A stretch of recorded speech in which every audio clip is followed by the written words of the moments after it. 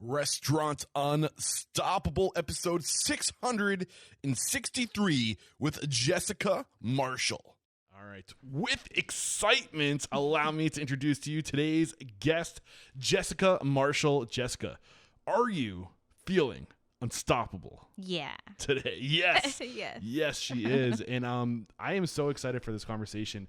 A little context, Jessica reached out to me how long ago? Like almost 2 months ago, right? I think so. Yeah, around the time in early September. Mm-hmm. I want to say you reached out to me, and that was around the time I announced I'm going to be going on the road, that I'm going to be going to Northern California and San Francisco. Yeah.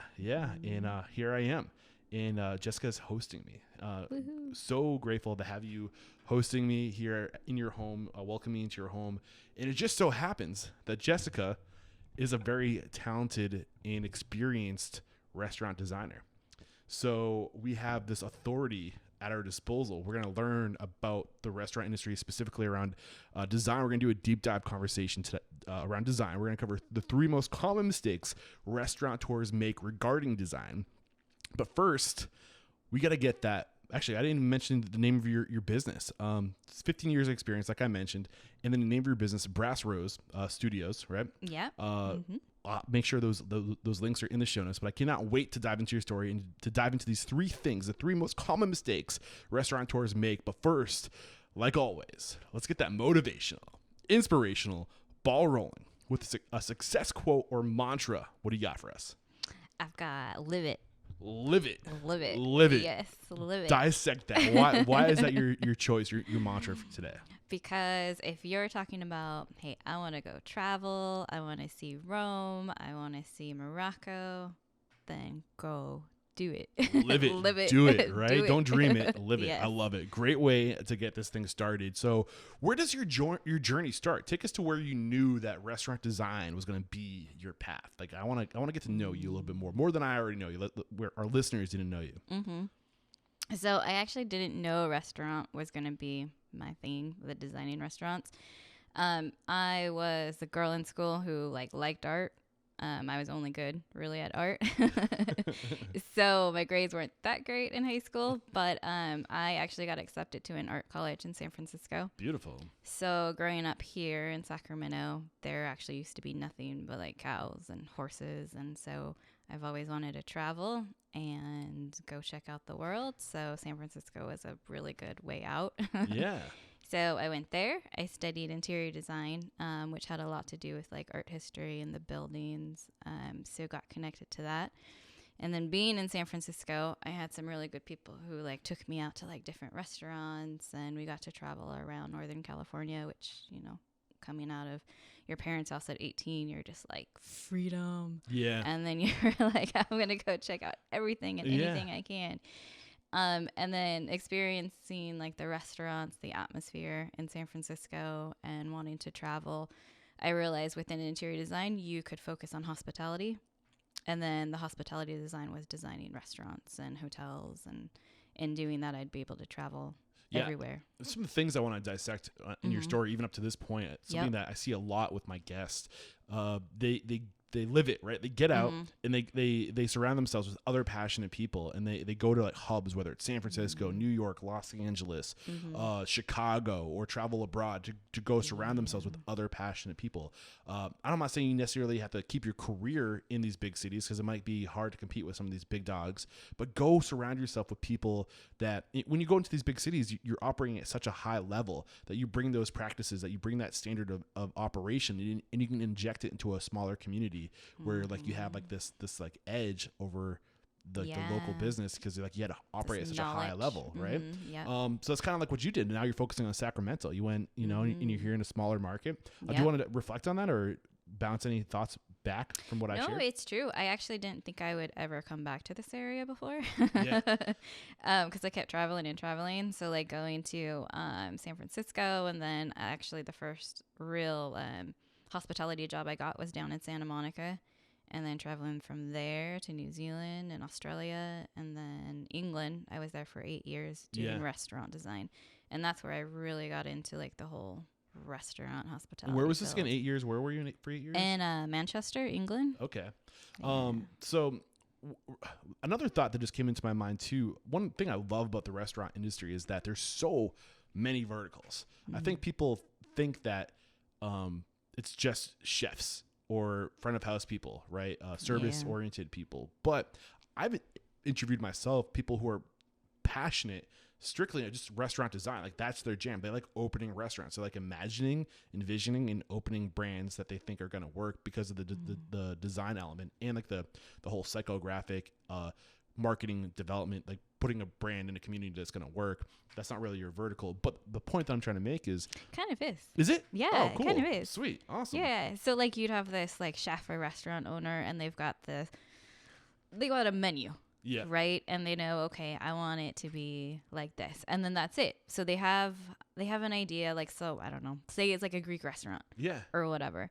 And they have the menu and they have this idea of like the service. So we basically end up taking like whatever space that they want to go into, laying out like the operational flow. So like the back of house and the front of house, and doing it with the style that suits their brand. Okay. And doing it with the style that suits their service that they want their customers. It's almost like reverse engineering, basically. Mm-hmm. Nice. So you start with the menu. And what else? Yeah, their story. And then you reverse engineer from there. Mm-hmm. Beautiful. The whole point that I was going to make was that there's just so many verticals, right? Yeah, and there like, are. If you're not the chef, if you're not the front of house operations whiz, but you love design, that could be your vertical. Like you could be a restaurateur who focuses on design, who surrounds themselves with an incredible chef and a service oriented person. Mm-hmm. Is the point that I'm trying to make. Yep. And you can start your own business, you know? So there's just so much possibility. I think people get so narrow minded. Like there's just so many things that are unique to this industry that you could start your own business under the umbrella of hospitality, under an infinite amount of niches. It's true. Right? It's really exciting. True. Yeah. So true. You said 8 years. Where did you grow the most? Was it in England as a professional? Is there an area where you kind of really evolved the most as a restaurant designer? Yeah, I would say England. Just because I was there for the longest and then having to work on like all different types of concepts. Okay. Yep. And then listening in really good because they had like a crazy accent.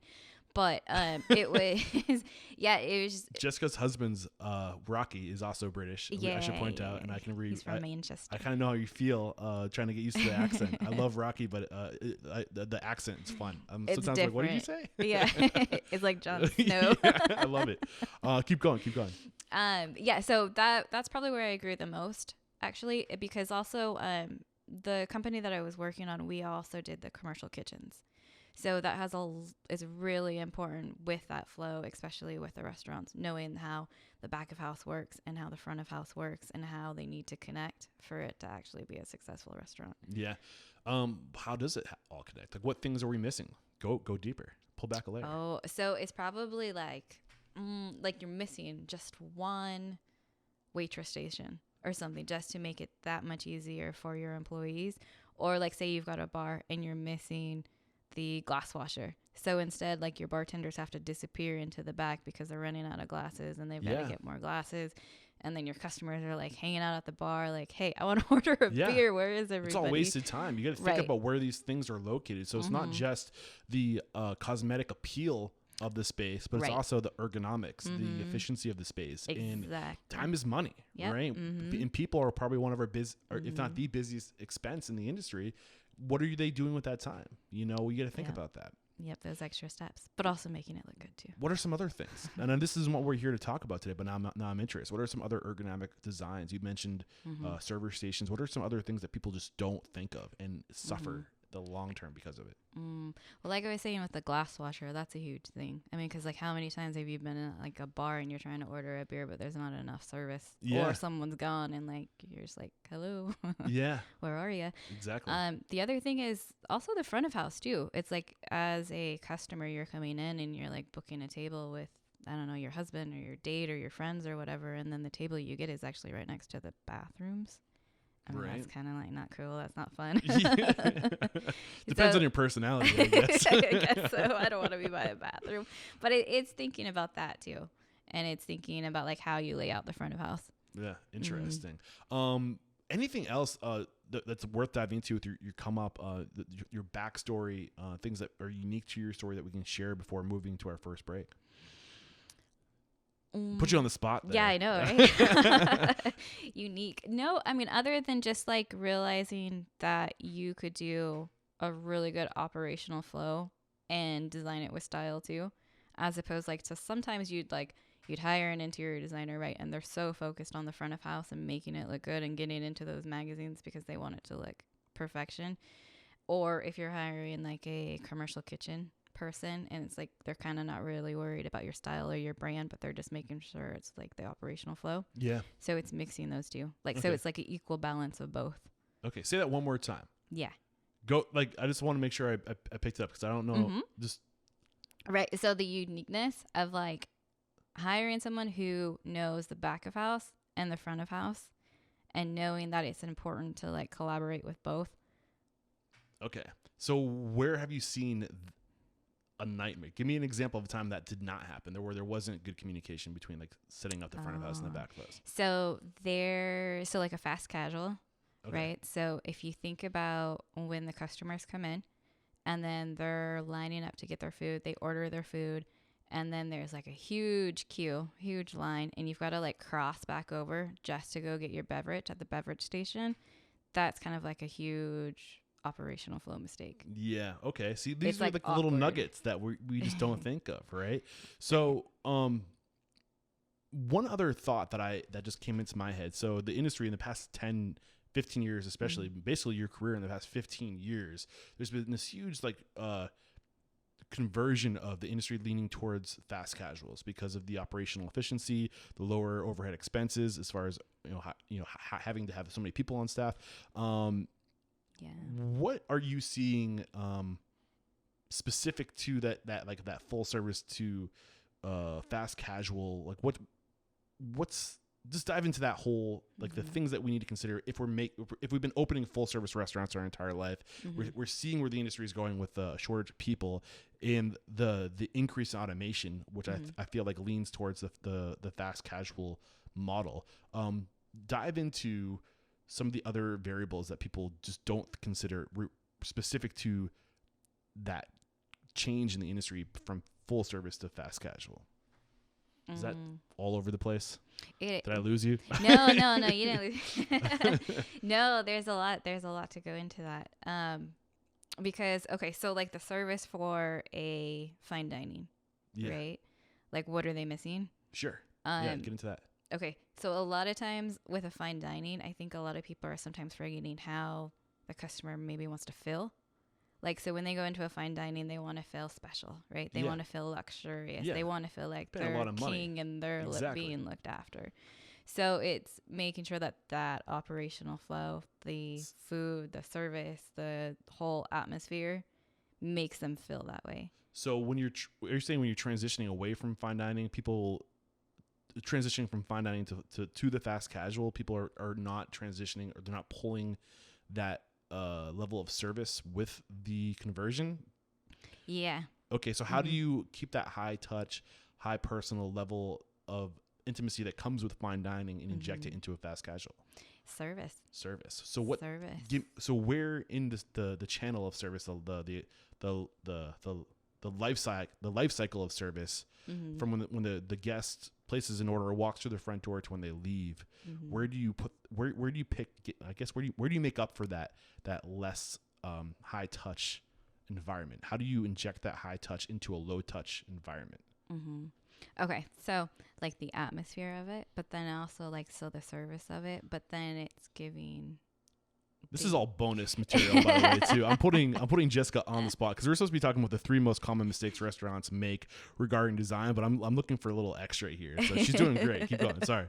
No, it's fine. Okay, so a lot of like the fast casuals that we're designing, right? So it's finding that the atmosphere that fits that brand. So it's still making them feel a little bit more luxurious, just because it's like it's supposed to be fast, but it's also making them feel a bit more luxurious. Like they've got extra plugins for their phones. Yeah. Or it's just that extra, like, well, would you like this? Or hi, how's your day? As opposed to like a restaurant, it's just like, let me take your order and then that's it. Yeah. I think a lot of what I see in the restaurants that are doing, they call it fine casual. right? Which is like the new, like it's high touch but quick. It's just the little things in how you engage. Things like eye contact. Things like when you pass somebody their food, are you sliding it across the counter? Like, look out, here it comes. Or are you looking them in the eye and handing it to them with two hands and waiting for them to take it and then saying, like really making it personal and smiling and connecting with that person. It's all like emotional. You got a 5-second window to just smile, make eye contact, and show them you care with your body language and how you're handling their food in that short little window. But these are subconscious things that people pick up on, right? Using their name, right? Little stuff like this. Is there anything else you can think of? No. We don't have to go any deeper there, but that's, No, I think that's the major thing. Yeah, right?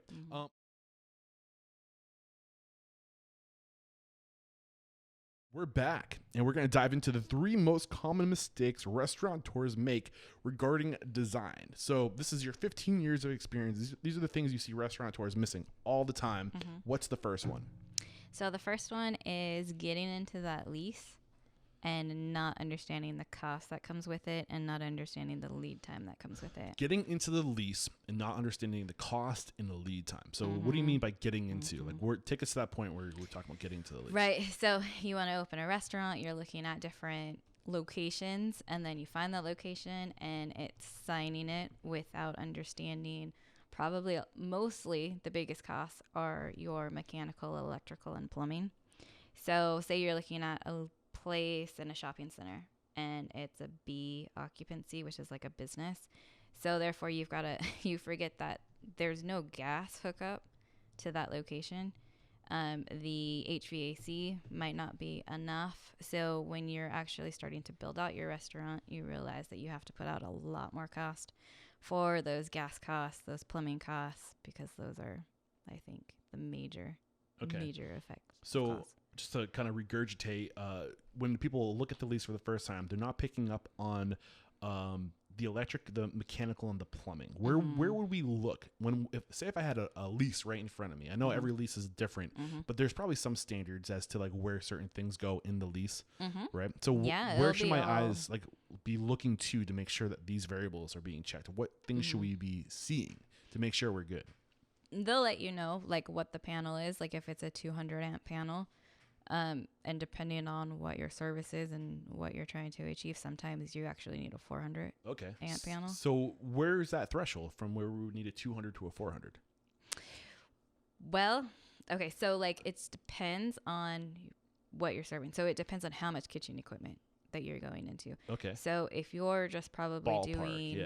Yeah, like if you're doing a deli and you don't have fries and you don't have... you're not going to have like really high voltage. Okay. So you're just basically equipment. paying for refrigeration, right? More or less. Yep. But then if you want to have, like maybe 3 different types of fryers, and then you want to have a big oven and you want to have a pizza oven, and the utilities don't really serve what you're trying to put in there. And then this gets really important too, especially if you have like a home run with your concept, right? And you start small and maybe you don't need it right now, but you do have intentions to scale over time, right? So like maybe I don't need that now, we're good, but how close am I to that barrier or that ceiling under 200 volts? Like am I flirting with that line of having too much? Is it going to inhibit my ability to scale? Basically is what I'm getting at. So like how much wiggle room do you have is probably something you want to look out for. What else? So the other one that kind of goes hand in hand with that though too is trying to do it all yourself. Oh, that's the next one. Yeah, that's the next one. Is there any way because they kind of like they kind of intermix with each other, because you're right, like how are you actually going to know, like, okay, do I actually need a 200 amp or do I need a 400 amp? I don't know. Yeah. So when I say the next one, what Jess and we have 3 items listed right now. So the second item, a little teaser, is trying to do it all yourself, is something that you see restaurateurs making a mistake to keep their costs down, right? Sorry, I just want to give a little context there. Yeah. So, explain again why those two are so close. One more time. Okay, so like the major thing is trying to save you money, or understanding what those costs are before you actually sign the lease, so you don't lose money in the long run, or at least you're aware of it. Okay. Is actually hiring a professional to help with that, which a lot of times some people, because they try and do it all on their own and they just go for it and go into it. Whereas like if you had like your team set up in place, like a mechanical, electrical, or plumbing engineer, then they're able to help you figure out like, hey, this is your menu.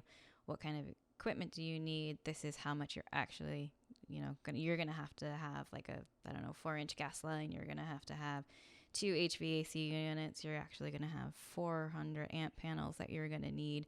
So it's either, and that's when, if you know that before you actually sign the lease, then you are able to like negotiate that with the landlord. So the big lesson, or whoever. the big lesson is just don't sign the lease until you get somebody who's a specialist to look at it, right? Anything worth unpacking more, deeper, pulling back more layers in this first topic of just the build out and lead times? I don't think we really dove into the lead times so much. Yeah, the lead time. So it's also knowing that it does take time. Like even if you don't hire a professional, you still have to get your building permits. And a lot of times when you go into the building, like depending on what jurisdiction you are, so it's either a county or a city, to get those building permits, they take at least a good month. Yeah. Like 4 months. And then they always have red lines or comments. And then so you've got to answer those back. And then that's another 2 weeks on top of that. So what's the best practice regarding lead times? Not signing a lease until you know exactly how long it's going to take, because then you're paying rent on a space you can't turn a revenue on. So if you know how long, if you know these lead times, you could probably negotiate like I need 3 months free rent. And a lot of times, sometimes they do that. Okay. So that's the big takeaway right there is like, not only are you getting to make sure the actual physical infrastructure can support what you want to do, but if it can't, if you already signed the lease, now you're on the hook for paying your that. Meters, exactly. Right. So how much, like give me an example of how expensive it's gotten for somebody. Can you think of like some numbers to give an example? So we were doing a restaurant in, it's kind of like San Jose. It's a little bit above San Jose. And there was a water fee that came about, and it ended up being like a $21,000 extra water fee that they had to pump into, because it was like an older building. $21,000 additional expense during the build out. What? How long was the build out? So the build out it ended up being 6 months because of like funding and all this horrible information that came about. So a lot of times when you're actually looking at a space, and if you have your team together, like if they had like that mechanical engineer come out and do like a site survey, or actually a mechanical engineer would probably know a lot of the codes and regulations there, they'd probably be able to put together like a good budget for you before you actually sign the lease. And then you might want to change your mind. So worst case scenario, you sign the lease and then you realize that you can't use the space, or you have to change your original vision, which kind of sucks the life out of the project, right? Because you have to do what you're confined to. So there's a lot of reasons to really, again, the emphasis of having that specialist, right? Is it safe to go to number 2? Is there anything else you want to share regarding just the build out or lease times or lead times? It's maybe kind of understanding like what the construction costs are, because the construction costs are a lot. I think out of everything, the construction costs are the most. So you've got say in a lower side restaurant, like a lower end, I guess, restaurant, you could say, your construction costs are about 50% of what those are. Building permits are 4%, design fees are 15%, and then kitchen equipment is normally 31%.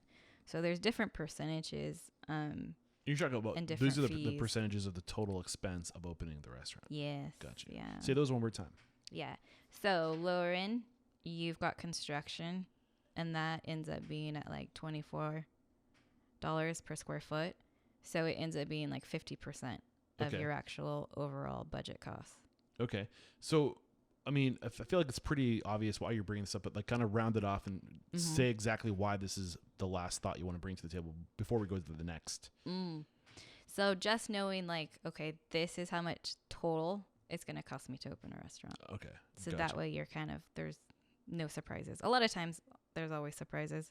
Yeah. Within construction. Like mostly. Yeah. Even if you do everything right, there's going to be something you miss. Right. So don't be beating yourself up if like you do check all the boxes. whenever they start pulling walls down or lifting up floors, especially in older buildings. Oh yeah, especially if it's a renovation. Yeah, yeah. Cool. So I think we can go to the next bullet. So we covered the build out costs and the lead times are things that restaurateurs are missing when opening restaurants, which is why it's worth having a designer on your team or in your corner, or however you want to say it. The next thing we're covering, number 2, trying to do it all yourself as a restaurateur is one of the biggest mistakes you see. Dive into that. Okay, so that's kind of speaking a lot towards the overwhelm too. And say like, so they start it because their superpower is the food. Their superpower is the service. Whereas like if you're trying to do that all yourself and then you end up doing like the design in the front of house, you end up trying to order everything like the back of house, kitchen equipment, the furniture, the artwork. It's a lot. It's a, yeah. You know, it takes. What are some of the variables people don't consider when trying to take on some of these examples you're sharing with us? What do you mean? Like, so you're saying it's a lot to give me an example of something that a restaurateur would take on thinking like I can do that too. Like I have a good eye for art or like I've always been nifty with fill in the blank. Give us an example, fill in the blank, right? Of something that a restaurateur specific, you see them take on that they really underestimate the level of time and skill that goes into whatever that project is. Okay. Is that a specific, does that make sense? Cool. Yeah, that makes sense. So like say they're trying to take on everything, right? So they don't have an interior designer, they don't have an architect, they're just going along with the construction guy. Yeah. The thing that takes a lot of time is like when you're putting together the list and budgets of your back of house, so all your kitchen equipment, all your front of house furniture, lighting, and it's also coordinating those things once you actually pick them. You've got to do like all those invoices, and you've got to keep track of the budget. You've got to get them to your restaurant when the contractors actually need them. So it's a lot of coordination. It's a lot of project management. A lot of communication. And like communication in itself is a full-time job if you're communicating with a lot of people. Emails, phone calls, all day, different contractors that you have coming in, right? You got to coordinate all this stuff. But then you're also interviewing all the people for your restaurant to try and hire them.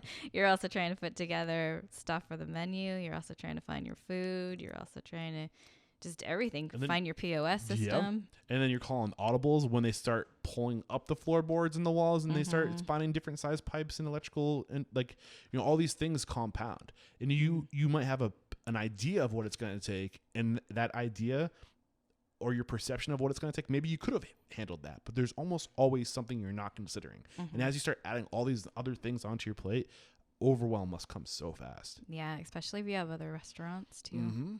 Right? Because then you also got to be running those other restaurants. Anything else that's falls underneath this topic of trying to do it all themselves? Any specific examples? Can you tell us a story? Well, it's also not just about the restaurant though, too. It's about those people who are like trying to do the restaurant, but they also have children. Yeah. Or they also have a husband or a wife, and they're trying to balance all that.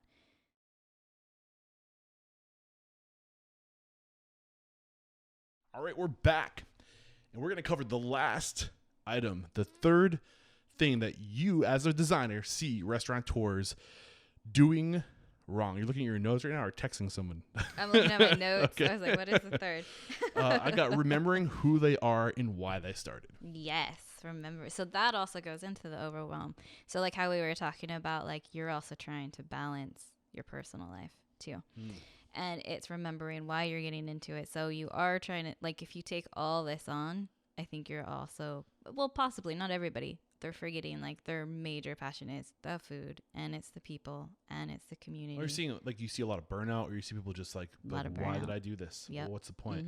So what do you recommend people do to make sure they don't lose sight of why they started in the first place?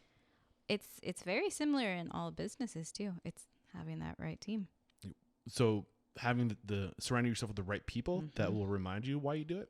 Well, not only that, but having like, okay, so if the reason why you started is because it's comfort, it's something that you grew up with, it's the food that, you know, you wanted to open the restaurant because of the food. Yeah. Because you want it to be the chef, or you want it to like give to the community this whole big atmosphere and good food.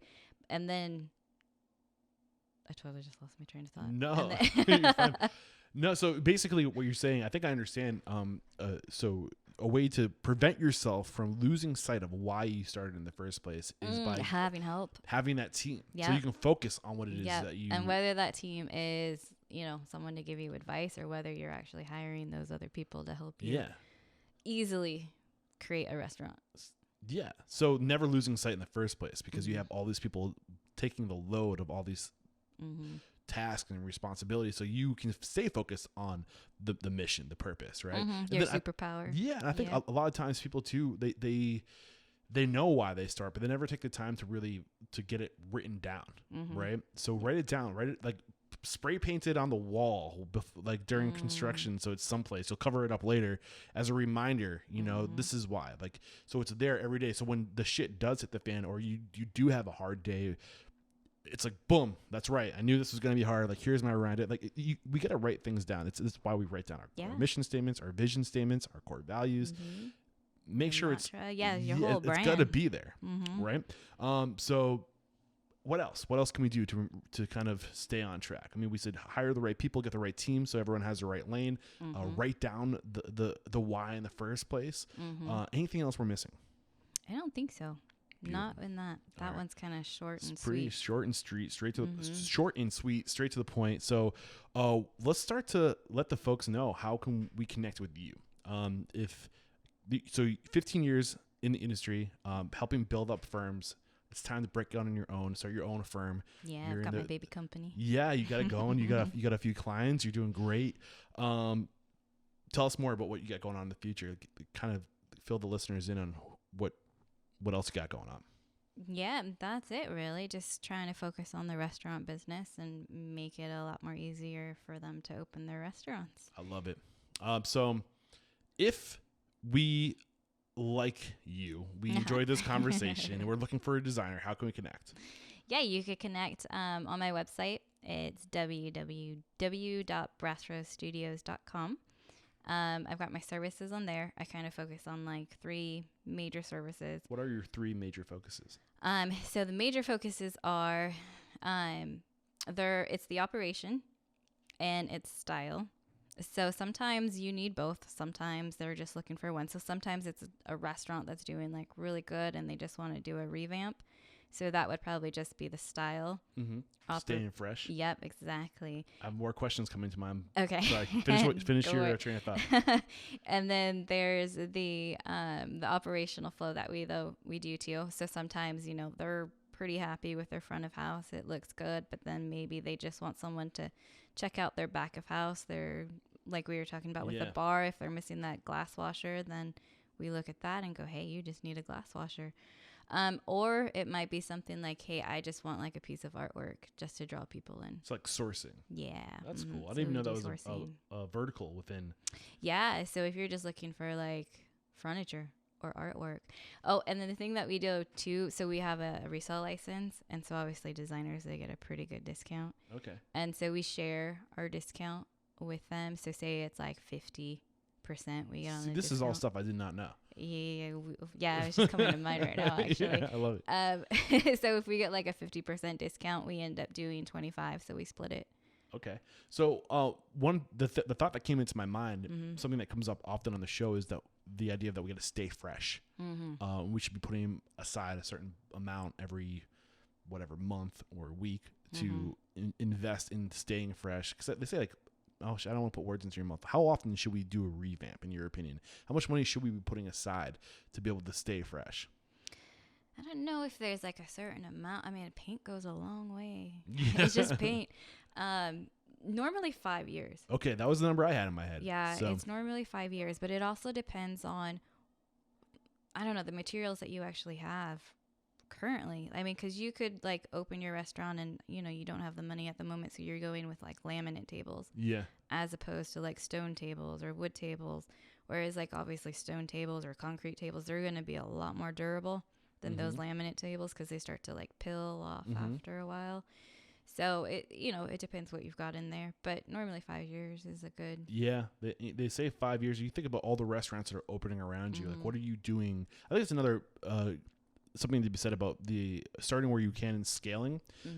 When you start small, that staying fresh every 5 years comes a little bit easier, right? Because the business is growing, so you can add on this feature, you can blow out that wall, you can add beer, you can, you know what I mean, you can stay fresh like that. So, and sometimes it's not even blowing out a wall. Like I said, sometimes it's just like talking to us and going, hey, you just need paint and you need a really cool piece of artwork, or it could be the lighting, like you just need a cool chandelier.